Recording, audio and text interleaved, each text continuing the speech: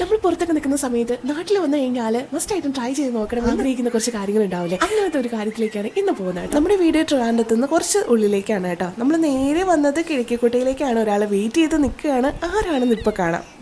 ഇത് തന്നെയാണ് ഞാൻ ഇത്രയും നേരം പറഞ്ഞുകൊണ്ടിരുന്നത്. നമ്മുടെ ട്രിവാൻഡ്രത്തുള്ള സിറ്റി റൈഡിനെ പറ്റിയാണ് കേട്ടോ. ഡബിൾ ഡക്കർ യാത്ര. ഇത് അടിപൊളി ഒരു എക്സ്പീരിയൻസ് തന്നെയായിരുന്നു കേട്ടോ.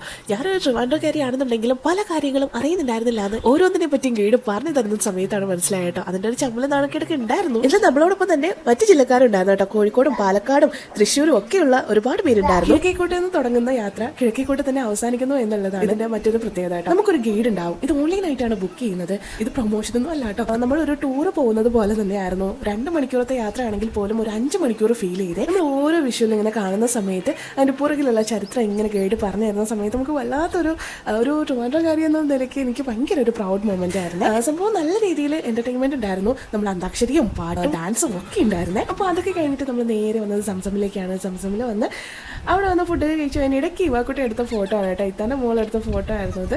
അതിനുശേഷം നമ്മൾ ഫുഡ് കഴിച്ചു. അപ്പോൾ ഇന്നത്തെ വിശേഷം അത്രയേ ഉള്ളൂ. ബൈ.